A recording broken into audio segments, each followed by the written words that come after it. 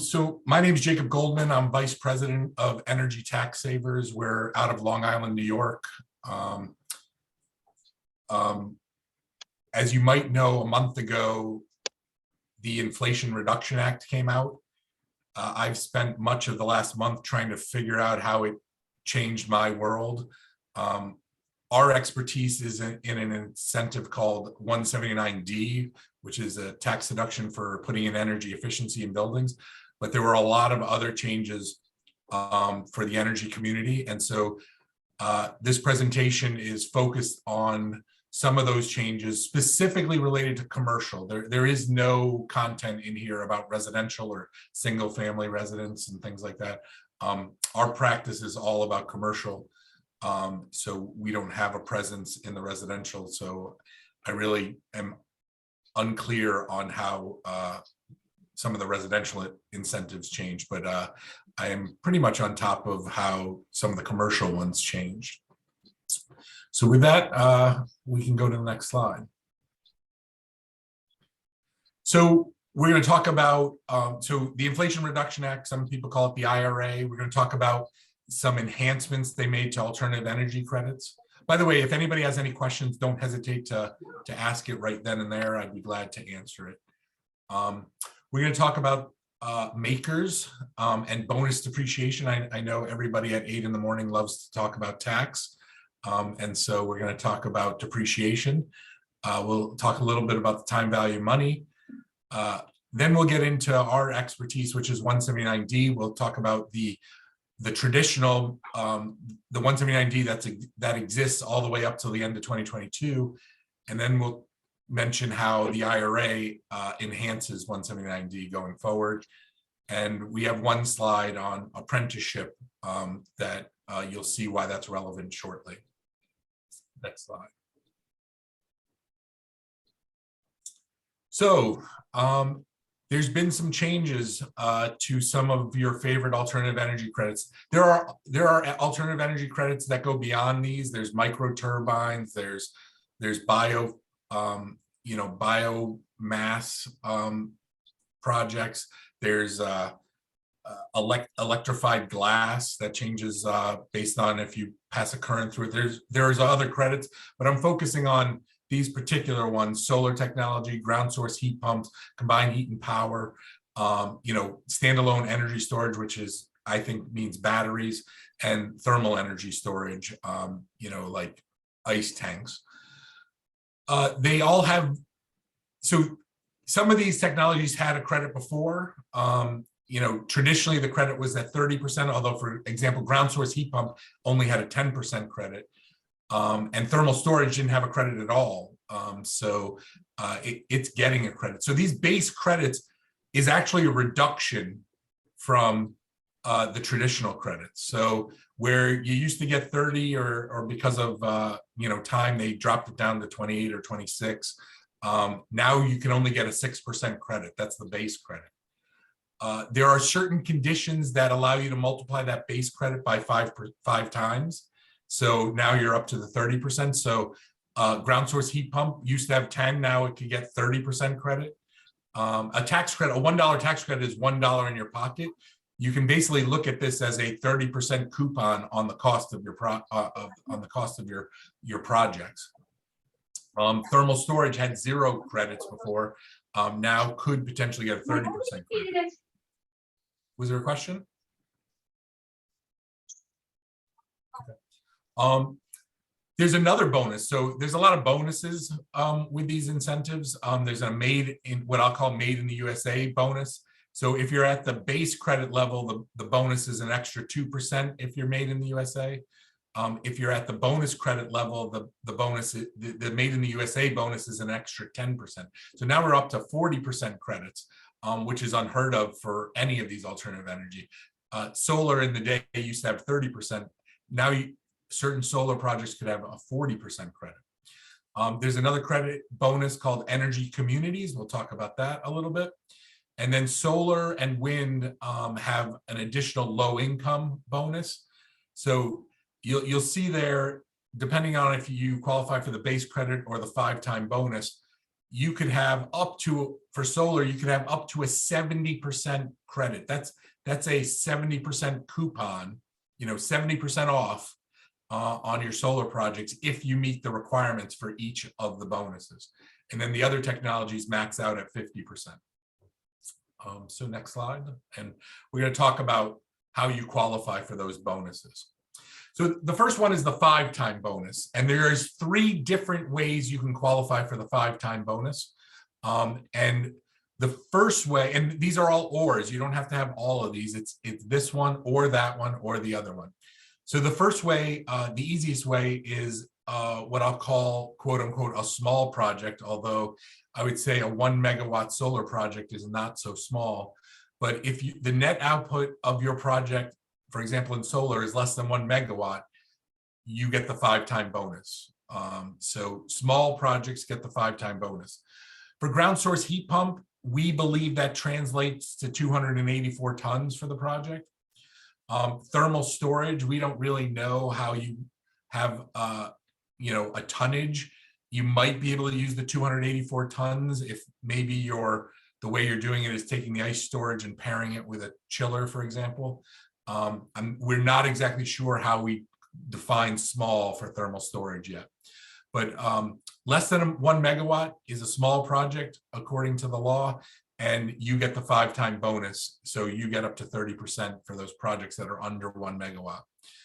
So lots and lots of projects, especially in the solar area, will be able to get 30%.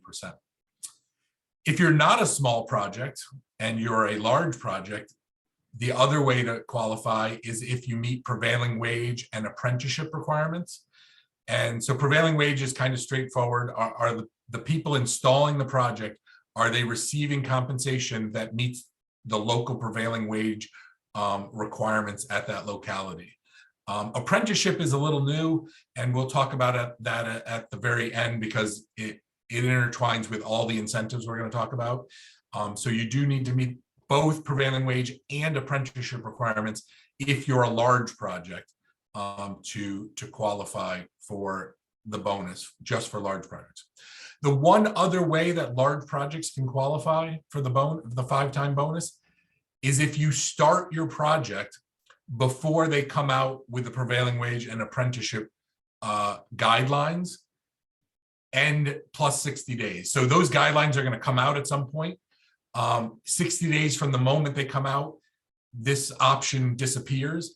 But for example, and I didn't mention this before, this is strictly for projects placed in service after January 1, 2023. So if you start your project now, you are definitely before this guidance. So that project that started now and placed in service next year will get the 5-time bonus. Now, the question is, what does start a project mean? Traditionally, that means, and when I say traditionally, I mean in other parts of the tax code, whenever they talk about construction and starting it, traditionally it means 10% of the cost occurred and you're doing something on site. So something's happening on site and 10% of the cost. Now, if you're doing a new construction project and you want to qualify for solar, the fact that you have your building has started been built doesn't start your project, because we're talking about the start of your alternative energy project. So you need 10% of the cost of the solar project, and you need solar work started for that project to be considered started. We don't know what the official rules are going to be because they haven't come out with them yet, but that's based on old rules for other things in the tax code about when construction starts. So we're using that as the likely way you determine if construction starts. So those are the 3 ways that you can get the 5-time bonus and get your 6% credit up to a 30% credit. If you don't meet any of those, then you're down to only a 6% credit. You have to meet at least one of these criteria in order to boost it up to a 30% credit. The next bonus is the domestic content bonus, what I call the Made in America bonus. And right this second, it's 40% of the cost of steel, iron, or manufactured product is produced in the USA. So ground source heat pump, there's lots of ground source heat pump manufacturers in the United States. There's some solar manufacturers in the United States. There's definitely thermal storage manufacturers in the United States. So getting the bonus for domestic content is doable in these technologies. Once again, it is a 2% bonus if you're at the base credit, but it becomes a 10% bonus if you meet the 5-time multiplier. So your 30% credit, so let's say you put in, you know, a CalMac thermal storage. CalMac is made in the USA, I believe. And let's say you do under whatever the 1 megawatt equivalent is in thermal storage. Now you're a 40% credit on something that had no credit in 2022. So 40% of the cost of that thermal storage project will be paid by the federal government, where it wasn't paid beforehand. This will help justify ground source heat pump projects, help justify thermal storage projects, help justify solar projects. So this is a boon for those industries. So to the extent that you work in these areas, you know, this is a lot. It becomes a lot easier to sell these projects. Next slide. So the next bonus is probably not so likely. It is definitely a more difficult bonus to qualify for. It's called the Energy Community Bonus. A little bit, it might be called the Joe Manchin bonus, and you'll see why that is with the last 2 bullets.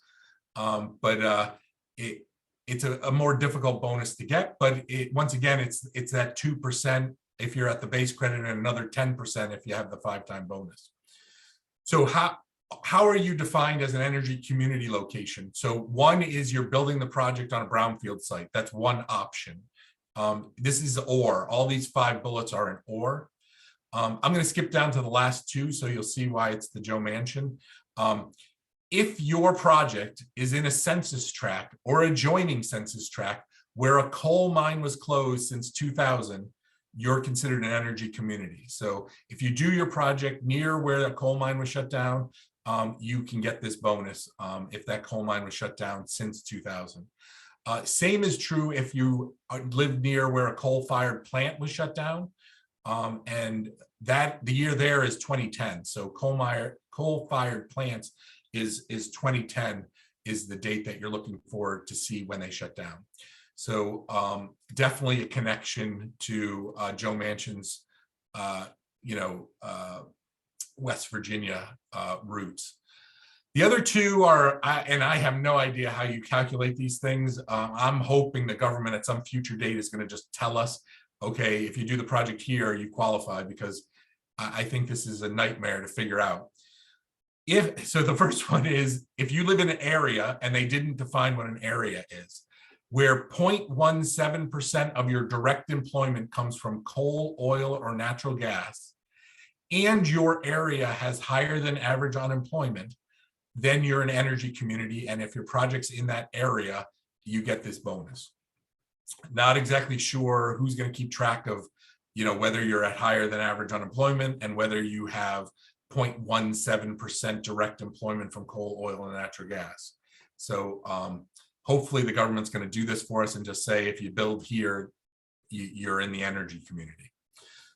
Another way to be in the last way to be in the energy community is if 25% of your tax revenue comes from coal, oil, or natural gas, and also you have higher than average unemployment. So another calculation, hopefully the government just lists out and says, these locations meet this criteria. If you build in this location, you qualify. And by the way, these numbers are moving targets. So you could have your 25% tax revenue this year, but not next year. You could have the direct employment this year, but not next year. So overly complicated, but I'm hoping the government's going to track this for us and just tell us where the areas are. So the last bonus, I got one question about that. Sure, go ahead. When you say the area with 25% tax, or, you know, whatever the area is that still relates back to the adjoining next to coal mine or the coal-fired plant? I mean, how do they define?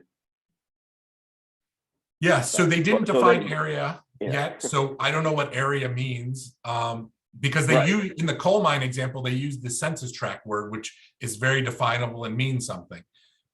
They didn't define area. So at some future date, they're going to define area. And then it has nothing to do with coal mine. Well, if you had a coal mine in your location and that paid a lot of tax revenue, for example, then you basically, the belief here, what's the reason for this incentive? The belief here is that alternative energy is going to put, fossil fuels out of business. And so they want to help the areas that they're putting out of business.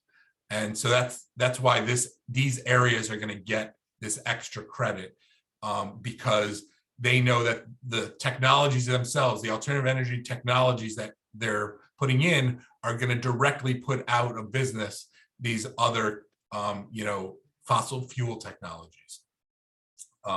So that's kind of the reasoning for the energy community bonus. Did that answer your question, Roman? Yep. Kind of. So the last again, one, you said it. We don't know where the area is. Yeah, we don't know what the area is. We're going to at some future date. I don't know when that's going to be. The last one I'll call the low income bonus, and this is only for solar and wind. It is not available for the other technologies. And they also did not define it, and it's only for 2023 and 2024 right now, although what happens typically with these legislations is they get extended and extended and extended. So the first is a 10% bonus. So that's for low income communities or Indian land. The second is something called a qualified low income residential building or a qualified low income economic benefit project. There's not huge, great definitions. IRS is going to come out defining what all these things mean, but that second one is a 20% bonus. So if you go to the next slide, at least for solar, oh, sorry, there's one more topic before I go to the next slide. So no. You go to the next slide, but I thought the next slide was a different one. So these credits and bonuses will decide, depending on where you put your project, will define how much credit you get for your alternative energy. But some of the most creative parts of the legislation are these next two bullets. And this is unbelievable. And this is going to blow the market out. It's really going to benefit the alternative energy market. And the first one is, if you're a commercial entity, but you don't have tax capacity. So there's a lot of companies out there that, can't really benefit from a credit just because of the way they do their accounting. They are for-profit businesses, but they really can't benefit from a tax credit, and it would take them many years for them to benefit the credit.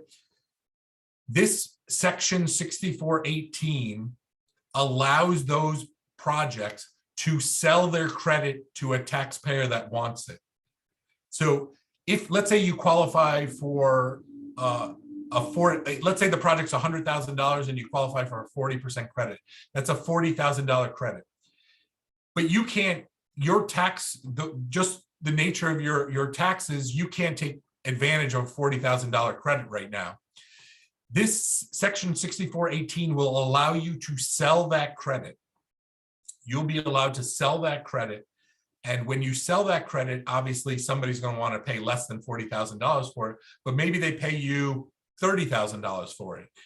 So you'll be able to put in your pocket $30,000 where you wouldn't normally have been able to benefit. In the prior laws for alternative energy, there was no method for this. So they're going to create a direct way for taxpayers to sell their credits to other taxpayers. This will not be available. We do not think this will be available for government buildings or not-for-profits. This is only for for-profit businesses who, are, C Corps, S Corps, partnerships, for-profit businesses. But those for-profit businesses that traditionally have not been able to take advantage of a tax credit can now sell it to somebody else and get this credit. So it's really going to broaden the base of building owners that can benefit from this incentive, because they can now get a direct payment from another taxpayer. And the last one is just unbelievable. It's going to blow things wide open. It's section 6417.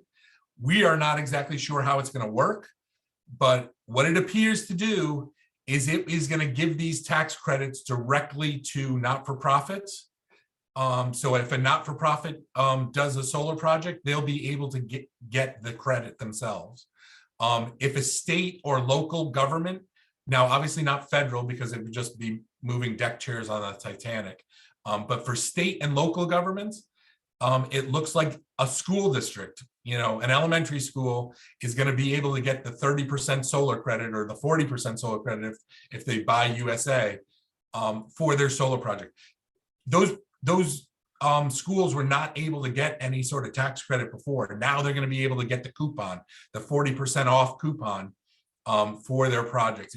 It's unbelievable, how much extra alternative energy projects that will be generated because of Section 6417.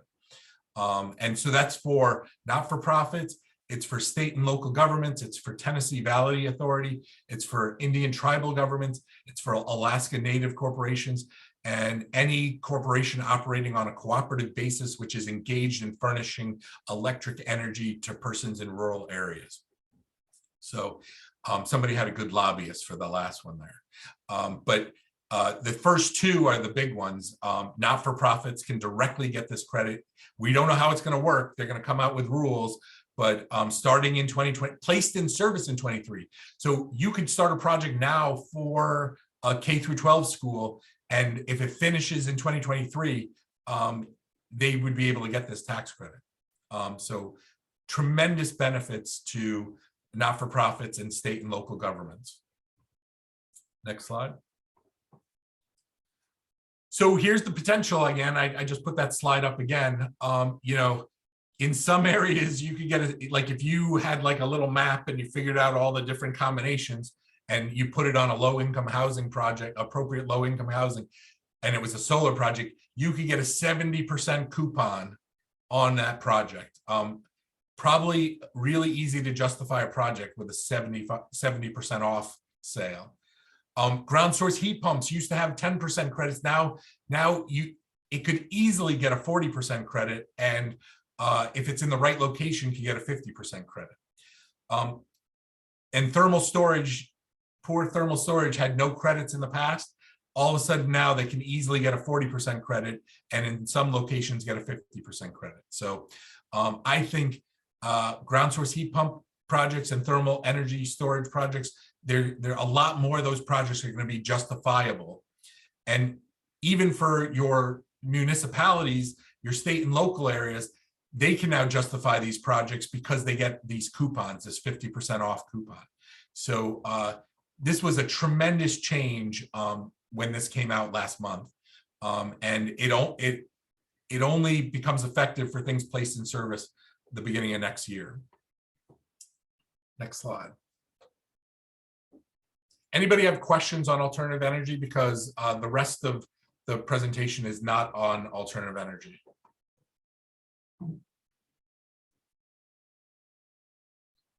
Okay, so all those pieces of equipment that qualify for alternative energy automatically qualify for what's called 5-year makers. That's depreciation over 5 years. Typically, that type of equipment would be considered building equipment, and so would typically be depreciated over 39 years. But because they're considered, they qualify for those alternative energy credits, they actually magically turn into 5-year property. And so you'll see on the next slide, it's much more valuable to be able to depreciate things faster. It's the time value of money. A dollar today is worth more than a dollar tomorrow.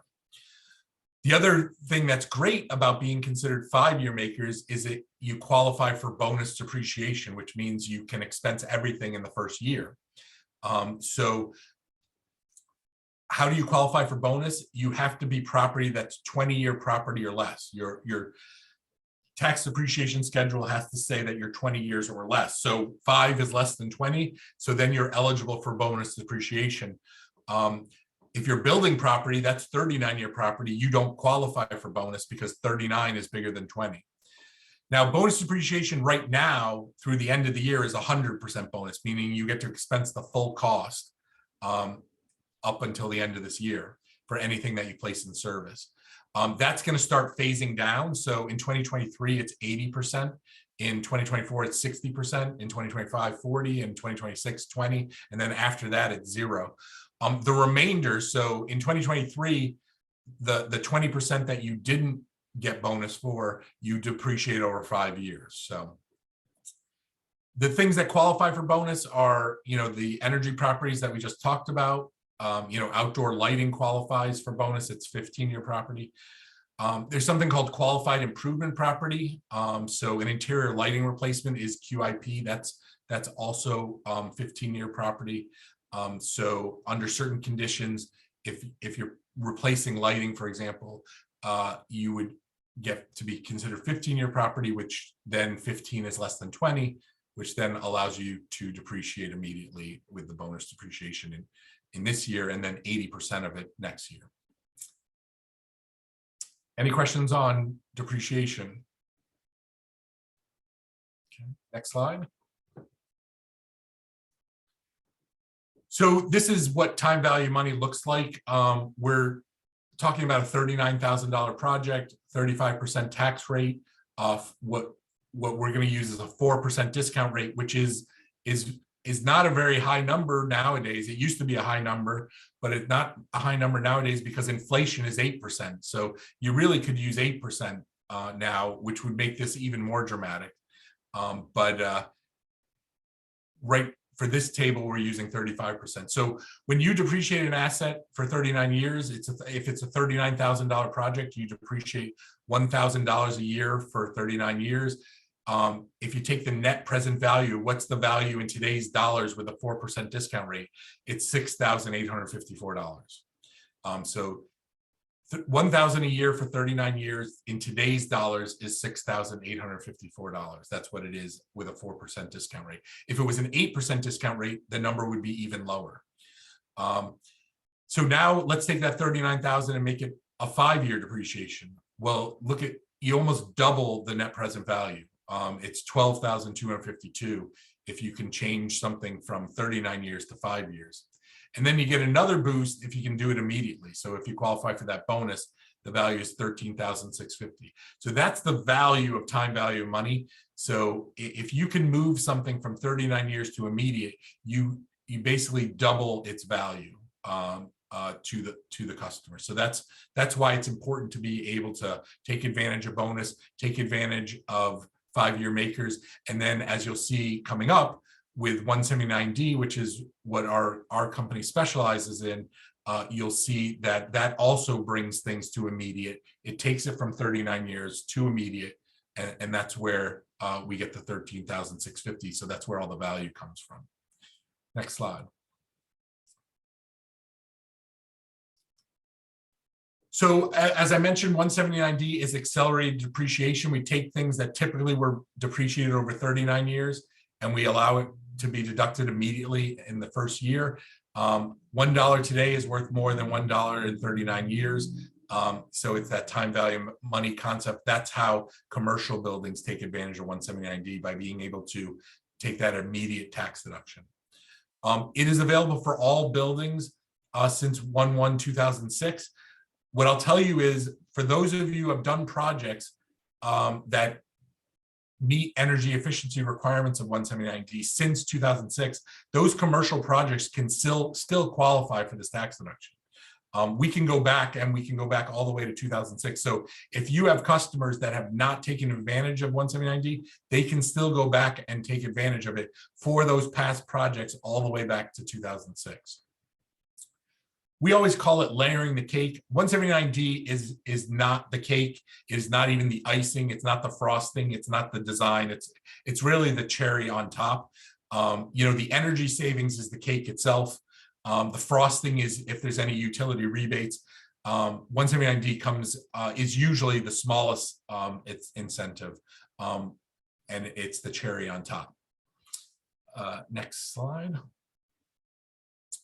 We've completed 16,000 buildings across the country since we started back in 2005, before you could even take $1 of this incentive, and so we've been at it for from the beginning, helping buildings take advantage of this. Next slide. So how's this work? it's a deduction in lieu of depreciation. The deduction amount is based on how much you reduce it compared to an ASHRAE standard. It's the lesser of what you qualify for or the project cost. And as I mentioned many times already, for commercial buildings, it's converting 39-year depreciation to an immediate deduction. And by the way, if anybody has any questions, don't hesitate to ask it right then and there, but go ahead. Next slide. So here's an example using the current legislation, that's good till the end of the year.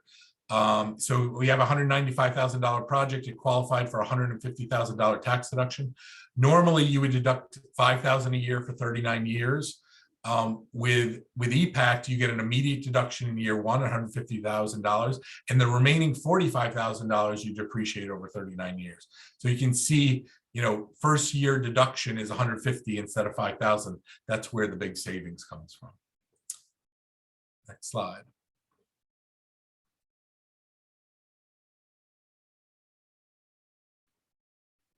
So this IRS notice 2011-14 is what allows commercial buildings to go back all the way to 2006 without having to amend tax returns. It's called a change of accounting. You just have to change the way you accounted for something, and you can do it in your upcoming tax return. So you do not have to amend a tax return for your commercial clients. This does not work for government projects or tax exempt projects. It does work for commercial projects where you can take the deduction on an upcoming tax return instead of having to go back and amend a tax return, which is often very painful for a commercial client to do. Nobody wants to amend their tax returns, but this allows you to do it on an upcoming tax return. So that was very helpful when it came out in 2011. Next slide. So how did the Inflation Reduction Act change 179D? So once again, the changes go in effect for 2023 and beyond. 179D is permanent legislation, so these changes will be the new rules going forward. So I haven't mentioned it yet, and I mentioned on a subsequent slide, but for government buildings, traditionally government buildings, the designer gets this benefit. The only party that can get it is the designer. Well, the Inflation Reduction Act blew that out, and now not-for-profits, instrumentalities, Indian tribal governments, all of those now only allow the designer to get the benefit. This is not a way for the government or not-for-profit to get the benefit. It allows the designer of the projects to get this tax benefit. So if you're aware of 179D before, the designers got the benefit for government buildings and government buildings alone. Now, starting in 2023, you can get it for not-for-profits, you can get it for instrumentalities, and you can get it for Indian tribal governments. So big change, opens the door for a lot more tax deductions because, we're talking about Harvard University now, the designer can get the benefit for Harvard University. American Red Cross, there's a lot of not-for-profit hospitals out there. All those projects now, the designer can get the benefit for it. So big change, opening the door for designers to not only get the benefit for government buildings, but to get the benefit for these added categories. The deduction does change. In some cases, the deduction goes down. In some cases, the deduction goes up. The way it goes up is if you meet the prevailing wage and apprenticeship requirements. Notice this does not have a bullet for small projects. So there's no exclusion for small projects. If you want the larger deduction, the $250 to $5, you have to have prevailing wage or apprenticeship requirements met. So if you don't have that, that means the deduction goes down, and it goes down to 50 cents to $1. So right now we were able to get 60 cents, $1.20, $1.80. With inflation, it went up to $1.88. But now that's dropping down to a maximum deduction of $1. But if you have prevailing wage on the install and you meet the apprenticeship requirement, then you qualify for $250 to $5. The overall building energy efficiency must be between a 25 to 50% improvement over the ASHRAE standard. This is a change because it used to be 50% gets you the full amount, or you could qualify for partials, a partial for lighting, partial for HVAC, partial for envelope. That will disappear starting in 23, no partials. you model your entire building. If it has a 25% improvement, you get the minimum deduction. If it has a 50% improvement, you get the maximum deduction. And then anywhere in between is between. No more individual system deductions for lighting, HVAC, and envelope. That disappears.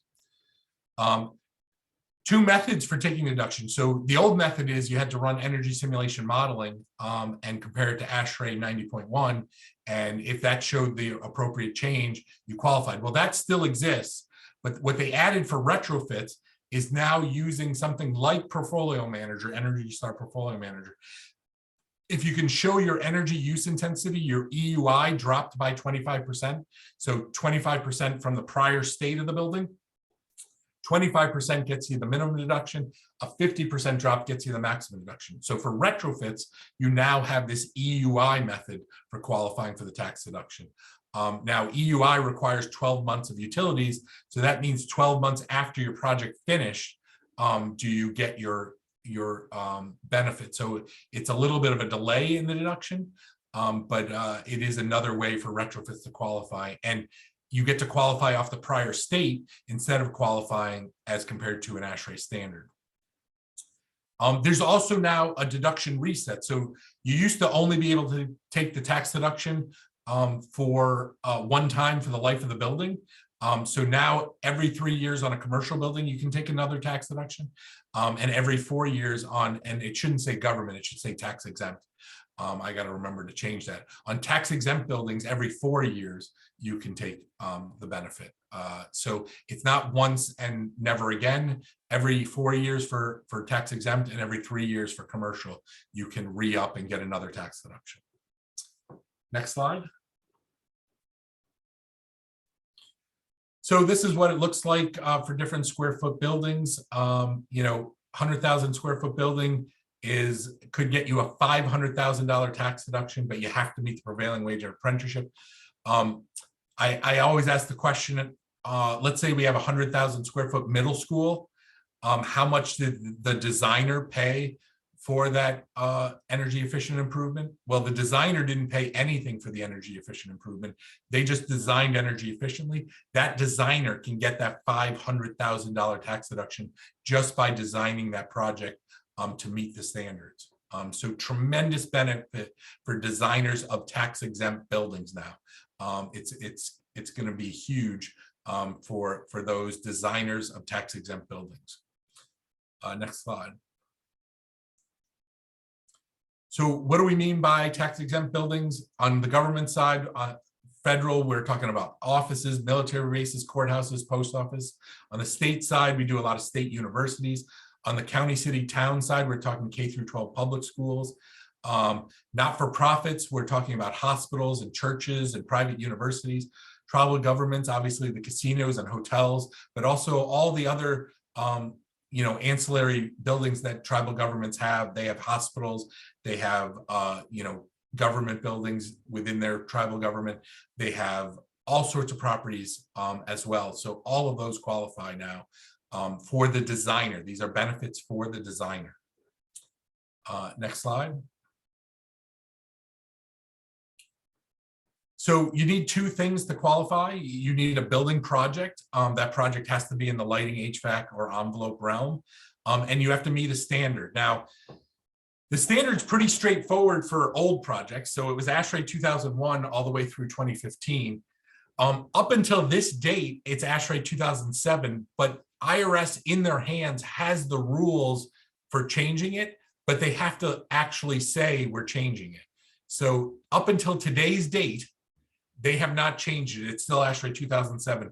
But tomorrow, they could follow the rules that they've been given and change it. And if you follow those rules, it would change it from 2007 to ASHRAE 2016. So that's a big change. We estimate that only 10% of the projects that qualified for 2007 would qualify for 2016. So it's going to be a radical shift. A lot of buildings are going to not qualify unless you know what the 2016 standards are and you start designing 25 to 50% better than the 2016 standards. Kind of difficult to do. It's fairly energy efficient. So any day they could change it. We don't know when they're going to change it. It is quite possible they'll just leave it alone for 2022, but we think it's highly likely they're going to make a change for 2023. And we think that change will be ASHRAE 2016. And then at some future date, it'll be ASHRAE 2019 if they follow the rules.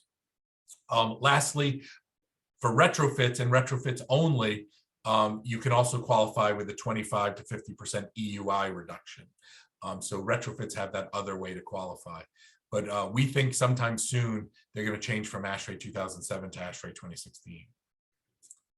Next slide.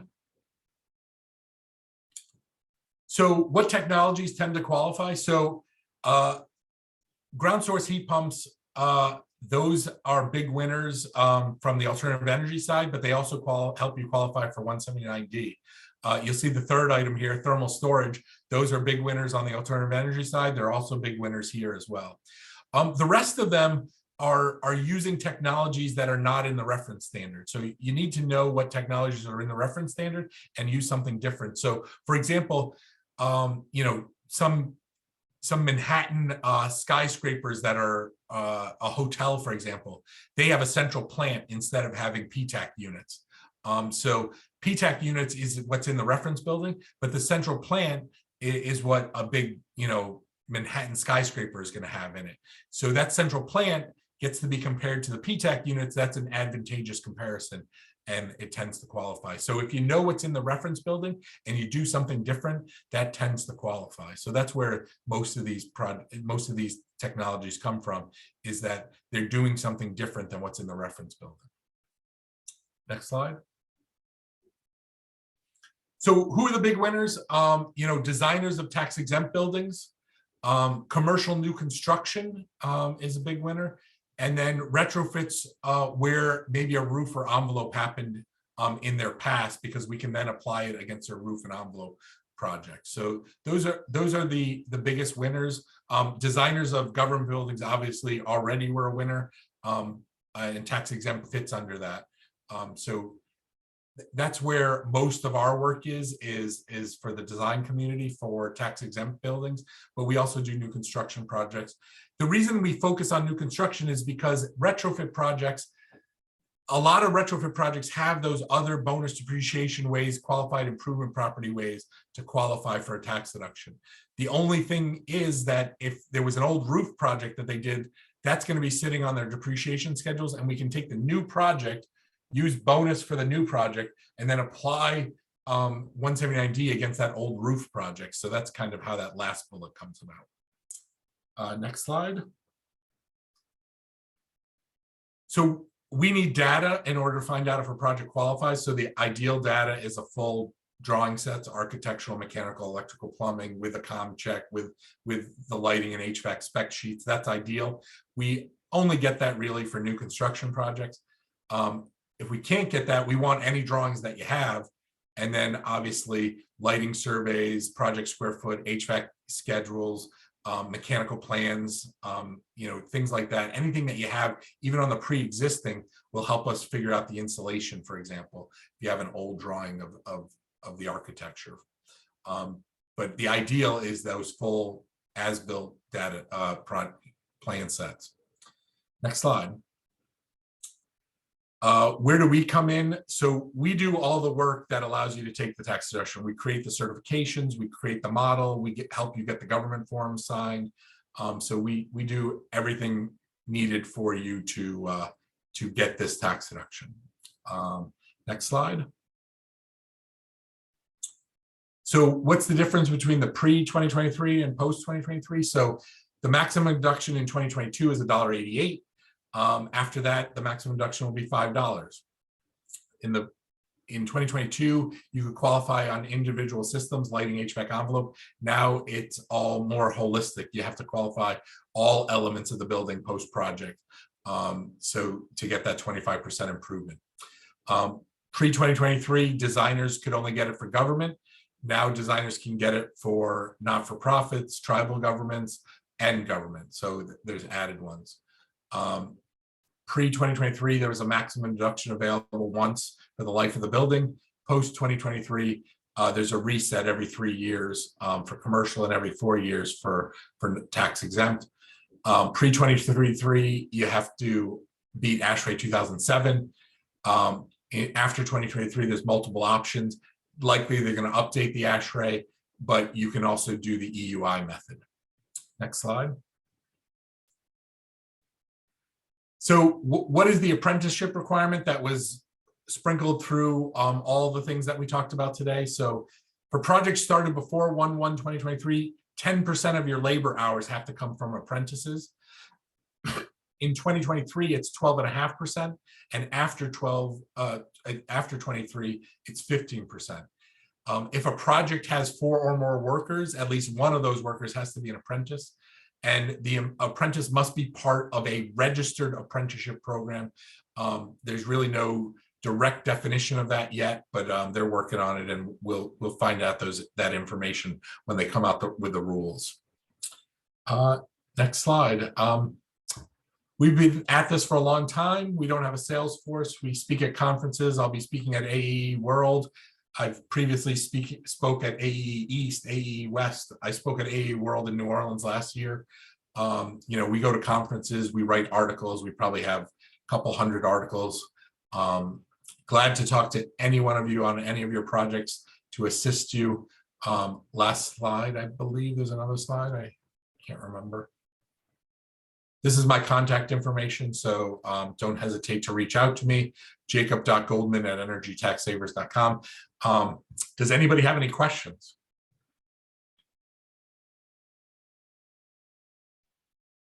Jacob, thank you. I'd like to actually get a copy of this presentation if you can. There's some folks that I think I'd like to maybe hook you up with over at my company at Train to discuss some things with this throughout the country. But yeah, I appreciate you taking the time today. This is actually a lot of great information. A lot of it over my head in a sense, but yeah, definitely I can see how this applies to our energy business and what we're trying to do on the energy side. And so Roman has a copy of the slides, and I have no problem with the sharing. Also, this was recorded, so I have no problem with Roman sharing the recording as well. Great. Thank you so much. Yeah, this is great, Jacob. A lot of information, definitely, and a lot of, you know, savings